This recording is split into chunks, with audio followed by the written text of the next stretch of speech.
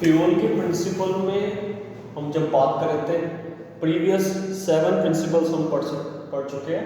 8th number का जो principle है that is centralization and decentralization. Centralization and decentralization 8th number का जो प्रिंसिपल है फ्यूल का 14 प्रिंसिपल्स में, वो है सेंट्रलाइजेशन एंड डिसेंट्रलाइजेशन। सबसे पहले इसके मीनिंग पे फोकस करते हैं। सेंट्रलाइजेशन यानी कि एक जगह से पावर का डिस्ट्रीब्यूशन होना, या एक लेवल से या एक अथॉरिटी या कुछ अथॉरिटी से यहाँ पे पावर का डिस्ट्रीब्यूशन होना। तो इसको हम क्या कहते हैं, फुल्ली सेंट्रलाइजेशन कहते हैं। सेंट्रलाइजेशन में क्या होता है कि अथॉरिटी जो होती है, प्रॉपरली अथॉरिटी वो फ्यू हैंड्स में होती है। फ्यू हैंड्स का मतलब क्या होता है कि कुछ ही लोगों के हाथ में अथॉरिटी होती है। अथॉरिटी में आपको बता चुका हूं कि पावर टू टेक डिसीजन, किसी भी डिसीजन को लेने की पावर, इसी को हम क्या कहते हैं, अथॉरिटी कहते हैं। वो अथॉरिटी यहाँ पे कुछ ही हाथों में या कुछ ही लोगों के हाथों में रहेगी। इसका एक एग्जांपल देते हैं। जैसे एक छोटा सा हॉस्पिटल है, प्राइवेट हॉस्पिटल है, उस हॉस्पिटल के अंदर, इसको समझते पहले सेंट्रलाइजेशन को, फर्स्ट सेंट्रलाइजेशन को समझते हैं, फिर देन डिसेंट्रलाइजेशन को समझेंगे। एक हॉस्पिटल है, उस हॉस्पिटल का जो नेचर है वो बहुत छोटा है। मतलब एक प्राइवेट हॉस्पिटल है और उसके 4 डिपार्टमेंट है ओनली, ABCD 4 डिपार्टमेंट है ओनली। और उसका जो हेड है वो प्रॉपर्ली उसको कंट्रोल कर रहा है, चारों डिपार्टमेंट को प्रॉपर्ली। चारों डिपार्टमेंट जो है वो खुद ही कंट्रोल कर रहा है। और उस हेड के अंदर भी सिर्फ 2 ही जने हैं, ओनली 2 मेंबर्स हैं। वो दोनों मिलकर एक साथ कंट्रोल कर रहे हैं 4 डिपार्टमेंट्स को। छोटा सा एक क्लिनिक है, हॉस्पिटल या फिर एक छोटा सा क्लिनिक है, उसमें 4 डिपार्टमेंट को यहाँ पे 2 जने मिलकर कंट्रोल कर रहे हैं। इनकी जो पावर है, इनकी जो अथॉरिटी है, वो इन दोनों के हाथ में है, उस हॉस्पिटल की। और डिपार्टमेंट को कंट्रोल करने का जो रिस्पॉन्सिबिलिटी वो भी दोनों के हाथ में है। और ये दोनों प्रॉपर्ली एक सेंट्रलाइज फॉर्म में खुद ही कंट्रोल कर रहे हैं, यानी कि और किसी को कंट्रोल करने नहीं दे रहे, यानी कि इनके हाथ में ही कंट्रोल है और इनके अलावा कोई और कंट्रोल नहीं कर रहा है। या फिर एक स्कूल का एग्जांपल लेते हैं। एक स्कूल है, उसके अंदर एक प्रिंसिपल है और उस प्रिंसिपल के अंडर में उस प्रिंसिपल के अंडर में 20 या 25 बच्चे एक साथ पढ़ाई कर रहे हैं। छोटा सा स्कूल है बिल्कुल, उसके अंदर 20 या 25 बच्चे एक साथ क्या कर रहे हैं, पढ़ाई कर रहे हैं। वो प्रिंसिपल ने सिर्फ 2 टीचर को अपॉइंट कर रखा है, ओनली A और B को। वो दोनों टीचर मिलकर 20-25 बच्चों को कंट्रोल करता है। सेंट्रलाइजेशन का मतलब यही होता है कि जो अथॉरिटी है, पावर है, वो या तो कुछ लोगों के हाथ में होती है या फिर किसी एक सिंगल पर्सन के हाथ में होती है। वो क्या करते हैं, कंट्रोल करते हैं उस ऑर्गेनाइजेशन को या उस फॉर्म को। जैसे ये हॉस्पिटल एक छोटी सी ऑर्गेनाइजेशन ही है, छोटा हॉस्पिटल एक छोटा ऑर्गेनाइजेशन है, स्कूल छोटा एक छोटी फॉर्म ही है।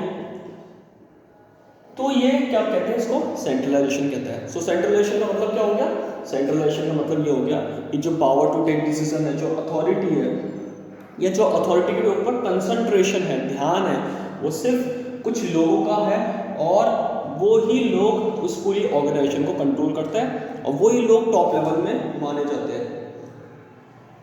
इनका प्रॉपर्ली पूरा कंट्रोल यहाँ पे रहता है। लेकिन सेंट्रलाइजेशन सबसे बड़ी बात कि सेंट्रलाइजेशन जो फेवरेबल रहती है, सेंट्रलाइजेशन फेवरेबल रहती है छोटी ऑर्गेनाइजेशन में या एक ऐसी ऑर्गेनाइजेशन में जहाँ पे डिपार्टमेंट ज़्यादा नहीं है, ऐसी ऑर्गेनाइजेशन में जहाँ पे लेवल्स बहुत ज़्यादा नहीं है डिपार्टमेंट के, या ऐसी ऑर्गेनाइजेशन जहाँ पे कोई फंक्शंस नहीं है डिपार्टमेंट के, अलग अलग ज़्यादा फंक्शन नहीं है, कम ही फंक्शंस है, तो उसके लिए सूटेबल है ये। लेकिन अगर कोई बड़ी ऑर्गेनाइजेशन हो गई या फिर जहाँ पे एम्प्लॉयज़ का जो नेचर है वो बहुत ज़्यादा है, तो वहाँ पे क्या होगा, डिसेंट्रलाइजेशन होगा। डिसेंट्रलाइजेशन वहाँ पे यानी कि डिपार्टमेंट को बांटा जाएगा, डिपार्टमेंट को प्रॉपर्ली बांटा जाएगा। डिसेंट्रलाइजेशन का मतलब क्या हो गया, डिसेंट्रलाइजेशन का मतलब ये हो गया कि जो अथॉरिटी है वो डिस्ट्रीब्यूटेड हो जाएगी फ्यू हैंड से, यहाँ पे अथॉरिटी डिस्ट्रीब्यूट हो जाएगी फ्यू हैंड से ज़्यादा लोगों के हाथों में।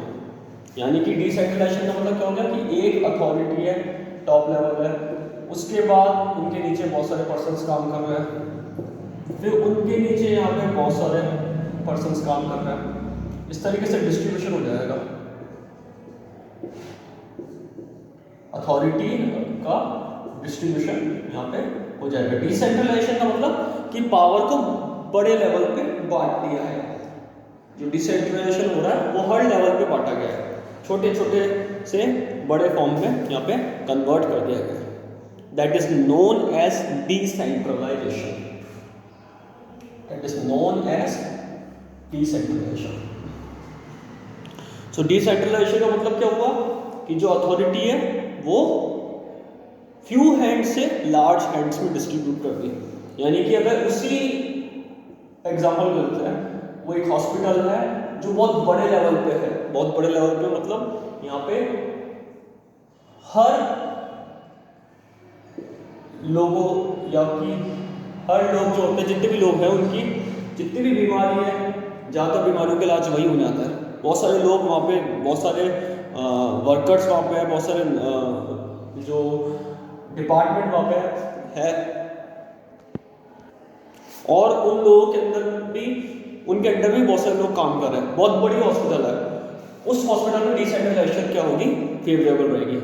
जैसे बहुत बड़ा स्कूल है, बहुत बड़ा एक ऑफिस है, बहुत बड़ी एक यूनिवर्सिटी है, उसके अंदर मैनेजमेंट कैसे करा जाएगा, डिसेंट्रलाइज फॉर्म में मैनेजमेंट करा जाएगा। यानी कि जो पावर है वो बांट दी जाएगी, जिससे पावर बांटने से क्या होगा, अथॉरिटी बढ़ेगी, अथॉरिटी बढ़ने से क्या होगा, वर्क प्रॉपर्ली इफेक्टिव वे में होगा। अगर अथॉरिटी बांट दी जाएगी तो वर्क इफेक्टिव वे में होगा, अथॉरिटी बांटी नहीं जाएगी तो वर्क इफेक्टिव वे में नहीं होगा। तो कई जगह सेंट्रलाइजेशन भी काम करता है और कई जगह डिसेंट्रलाइजेशन भी काम करता है। सो सेंट्रलाइजेशन का मतलब फ्यू हैंड्स के अंदर कुछ लोगों के हाथ में अथॉरिटी रहना, और डिसेंट्रलाइजेशन का मतलब हर लेवल में अथॉरिटी को बांट देगा। ये सेंट्रलाइजेशन और डिसेंट्रलाइजेशन का मतलब होता है। अब फ्यूल क्या कहते हैं, हेनरी फ्यूल सेंट्रलाइजेशन और डिसेंट्रलाइजेशन में क्या कहते हैं। हेनरी फ्यूल ये बोलते हैं कि कोई भी कंपनी है, कोई भी कंपनी है, उसको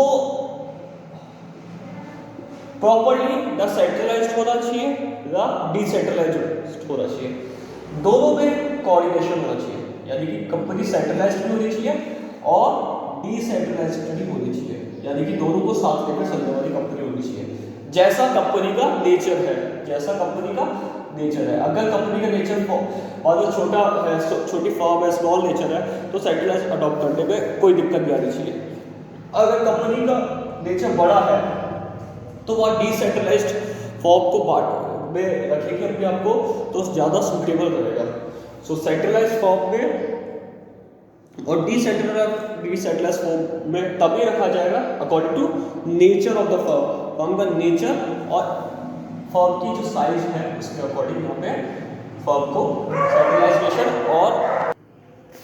सेंट्रलाइजेशन और डिसेंट्रलाइजेशन अडॉप्ट करना चाहिए। यानी कि कंपनी जो भी है वो सेंट्रलाइजेशन और डिसेंट्रलाइजेशन में कोऑर्डिनेशन लेके चले, और जहाँ पे जैसे सूटेबल हो वहाँ पे वो फॉर्म को अडॉप्ट कर ले। There must be balance between centralization and decentralization. और अगर एम्प्लॉय यहाँ पे प्रॉपर्ली एफिशिएंट है, एम्प्लॉय पे ट्रस्ट है, बड़े लेवल पे काम करने का तरीका है एम्प्लॉय को, तो यहाँ पे डिसेंट्रलाइजेशन सबसे अच्छा फॉर्म होता है, जिसमें पावर को बांट दिया जाता है, डिस्ट्रीब्यूट कर दिया जाता है पावर को, और यहाँ पे एम्प्लॉय की वजह से यहाँ पे ऑर्गेनाइजेशन का डेवलप होता है। अगर एम्प्लॉय फुल्ली एफिशिएंट है, जो एम्प्लॉयज है वो फुल्ली एफिशिएंट है अपने वर्क को लेकर, तो यहाँ पे ऑर्गेनाइजेशन के अंदर डिसेंट्रलाइजेशन सबसे अच्छी रहती है। लेकिन एम्प्लॉय डेवलप नहीं है, वहाँ पे एम्प्लॉय डेवलप नहीं है, तो एम्प्लॉय जब डेवलप्ड है नहीं तो ऑर्गेनाइजेशन को भी डेवलप करने में उनको दिक्कत आएगी। तो उस केस में यहाँ पे सेंट्रलाइजेशन फॉर्म सबसे अच्छा है, इसके अंदर जो एम्प्लॉयर है, यानी कि जो बॉस है या सुपीरियर है या फिर मैनेजर है, वो बेसिकली सेंट्रलाइज फॉर्म को अपना के अपने एम्प्लॉय के साथ कोऑर्डिनेट करके वर्क को कर सकता है और अपनी ऑर्गेनाइजेशन को कंट्रोल में कर सकता है। क्योंकि एम्प्लॉय यहाँ पे फुल्ली डेवलप नहीं है, तो एम्प्लॉय को पहले सिखाएगा कि किस तरीके से एम्प्लॉय को काम करना चाहिए। So if employees are efficient and competent then they can be trusted by having decentralization. Employ अच्छी तरीके से कॉम्पिटेंट है, अपने वर्क को करने में एबल है, तो यहाँ पे डिसेंट्रलाइजेशन फॉर्म में ट्रस्ट रखने में कोई दिक्कत नहीं है ऑर्गेनाइजेशन को। लेकिन अगर एम्प्लॉय फुल्ली डेवलप नहीं है तो फ्यूल के अकॉर्डिंग तो सेंट्रलाइजेशन फॉर्म जो है वो रखना यहाँ पे इम्पोर्टेंट रहेगा ऑर्गेनाइजेशन के लिए। तो हमने क्या क्या पढ़ा, हमने सेंट्रलाइजेशन और डिसेंट्रलाइजेशन का मीनिंग पढ़ा और सेंट्रलाइजेशन डिसेंट्रलाइजेशन का प्रिंसिपल पढ़ा कि फ्यूल क्या कहता है कि सेंट्रलाइजेशन और डिसेंट्रलाइजेशन में बेसिकली